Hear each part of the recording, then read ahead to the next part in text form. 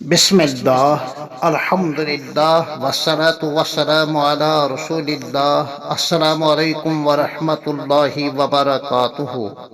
ذبح شرعی و قربانی پر غیر معقول اعتراضات کے عقلی اور سائنسی جوابات، قسط نمبر 2۔ ہر سال بلا مبالغہ کروڑوں جانور ذبح اور قربان کیے جاتے ہیں۔ نہ کبھی انسان کو دودھ اور گوبر کی کمی محسوس ہوئی ہے اور نہ ہوتی ہے۔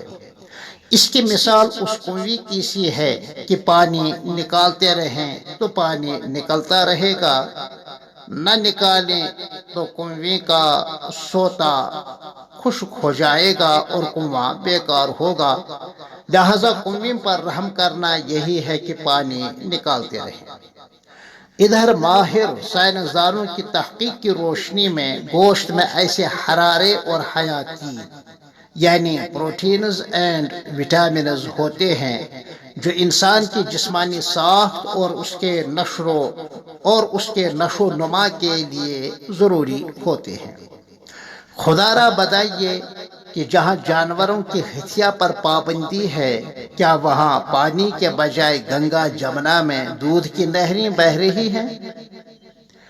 کیا وہاں ہر گلی اور کوچے میں اور ہر نکڑ پر گائے بیل بکری گھومتی پھرتی نظر آتی ہیں؟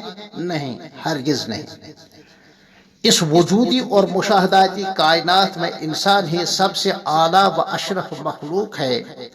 ساری کائنات حضرت اللہ جل شانہ کے تکوینی نظام کے تحت اس کا خادم اور مصروف کار ہے۔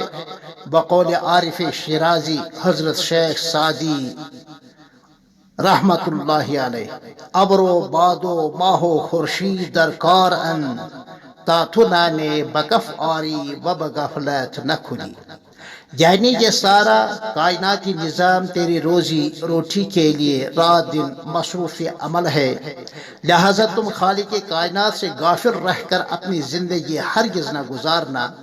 اسی خالق کائنات نے مختلف نوع اشیاء پیدا کر کے کچھ چیزوں کے کھانے سے منع کیا ہے، اس لیے کہ ان میں زر رساں اجزاء زیادہ ہیں، اور یہ کہ ان چیزوں کا استعمال انسانی کمال اور اس کی شرافت سے متصادم اور خلاف ہے، اور کچھ چیزوں کے کھانے کی اجازت دی ہے کیونکہ ان میں نفع بخش اجزاء زیادہ ہوتے ہیں۔ لہذا نباتی غذائیت، نباتی یعنی زمین سے اگنے والی چیزوں میں جہاں غذائیت ہے، اس کے علاوہ لحمی غذائیت بھی بہت زیادہ ہے، وہ جانوروں میں پائی جاتی ہے، جس کی وجہ سے انسان میں شجاعت اور بصالت اور فکر اور نظر میں اضافہ، نیز جسمانی ساخت میں کشش اور مردانہ قوت میں کافی ترقی ہوتی ہے، جو کسی بھی قوم اور ملت کے لیے ازبس ضروری ہے۔ ذبح اور قربانی کی صورت میں انسان کو یہ فوائد وافر مقدار میں حاصل ہوتے رہتے ہیں۔ یہ تجربہ اور مشاہدہ ہے اور سائنسی تحقیق بھی اس کی تائید کرتی ہے۔ جنت تو ایمان کے بدلے میں ملے گی، اور اعمال صالحہ محض ایمان کی شناخت کا ذریعہ ہے۔ اس کو آپ اس مثال سے بخوبی سمجھ سکتے ہیں کہ سونا اگر کھرا ہے تو اس کی پہچان کی قیمت خریدنے کی صورت میں دینی پڑے گی، مگر کسوٹی پر گھس گھس کر اس کے کھرے پن کو پہچانا جا سکتا ہے، اور کسوٹی پر پڑی اس کی لکیریں اس کے کھرے پن ہونے کی علامت ہے، تو قیمت خالص سونے کی ہے، لکیروں کی نہیں ہے۔ اسی طرح آخرت کے بازار میں جنت ایمان کی قیمت ہے، اور اس کی پہچان وہاں مثلا یہی قربانی کا عمل ہے۔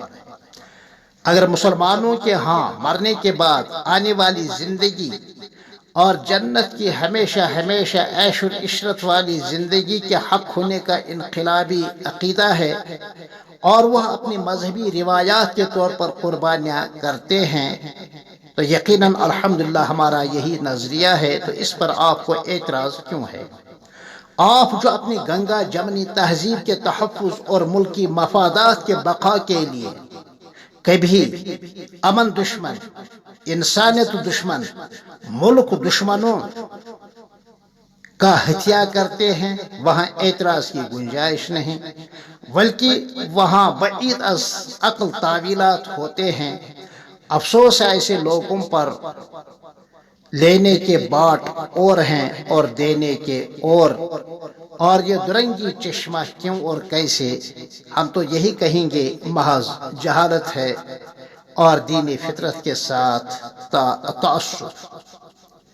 یہ مذہبی اسلام کا ایک بڑا اعجاز اور اس کے فطری دین ہونے کی دلیل ہے کہ ہر سال اتنے لاکھوں جانور قربان ہوتے ہیں اور لاکھوں تو روزانہ مختلف مقاصد مثلا گوشت خوری کے لیے ذبح ہوتے ہیں، لیکن جانوروں کی کمی کی شکایت پچھلے 1400 برسوں کے دوران کبھی بھی سننے میں نہیں آئی۔ جانوروں کی تعداد کے کم ہونے پر آپ کو فکر کرنے کی ضرورت نہیں ہے، کیونکہ خالق کائنات انسانی ضرورتوں سے بخوبی واقف ہے۔ اس کی اجازت اور اس کے احکام میں بے شمار حکمتیں ہوتی ہیں۔ ان اللہ لا یخفی علیہ شیء فی الارض ولا فی السماء وہو السمیع العلیم۔ اللہ پر کوئی چیز پوشیدہ نہیں، ہر چیز سے اللہ بخوبی واقف ہے۔ وہ تو مدبر بلا وزیر ہے، اس کی شان لیس کمثلہ شیء، اور وہی تو عالم الغیب والشہادہ ہے۔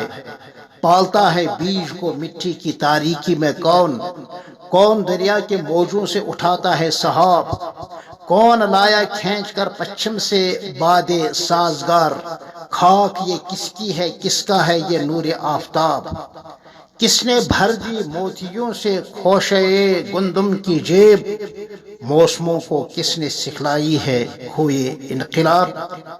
انشاءاللہ پھر ملتے ہیں آپ سے اسی عنوان کے تحت قسط نمبر 3 میں، تب تک کے لیے السلام علیکم ورحمۃ اللہ وبرکاتہ۔